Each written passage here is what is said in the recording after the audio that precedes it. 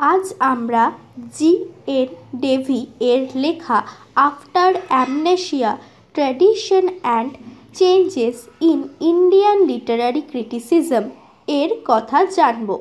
এটি ডেভি এর লেখা প্রথম বই। এটি 1992 সালে প্রকাশিত হয়েছিল। এটি ইন্ডিয়ান ইংলিশ সাহিত্যের সাহিত্য সমালোচনা বা ক্রিটিসিজম এর ওপর লেখা প্রথম বই, যা সাহিত্য একাডেমি পুরস্কার পেয়েছিল। এই বইতে ডেভি বলেছেন যে ভারতবর্ষে সমকালীন সাহিত্য সমালোচনার সমস্যা সৃষ্টি হয়েছে সংস্কৃতির বিলুপ্তির জন্য।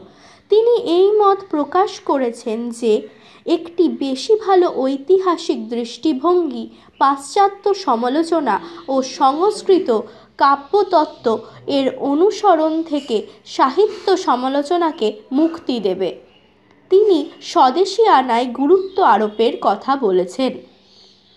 সি.ডি. নরসিমা বা মীনাক্ষী মুখার্জির মতো সাহিত্য সমালোচকরা সাহিত্য একাডেমি পুরস্কার পাননি।